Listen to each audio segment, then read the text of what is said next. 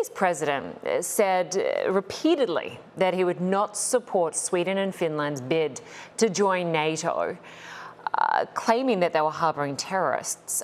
What changed his stance? Well, I think certainly the U.S. did play a part in that, as you heard from Kevin there, nudging Turkish President Recep Erdogan forward on this.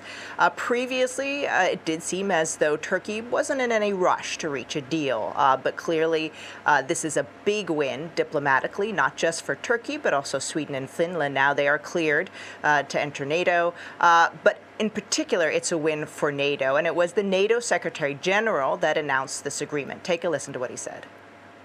And I'm pleased to announce that we now have an agreement that paves the way for Finland and Sweden to join NATO. Turkey, Finland and Sweden have signed a memorandum that addresses Turkey's concerns, including around arms exports and the fight against terrorism.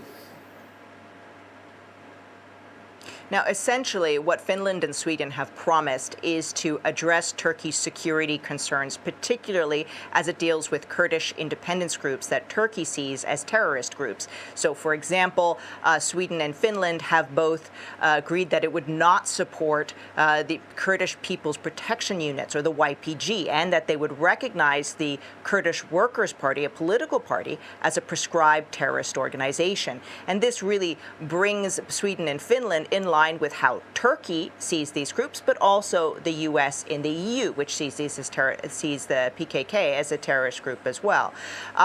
So these are just some of the security concerns. One of the issues as well was that there will be no arms embargo between the country, and an intelligence gathering framework will be formed. So there's a lot going on there. And I should point out the diplomatic language is just vague enough to allow for different interpretations by each of the countries.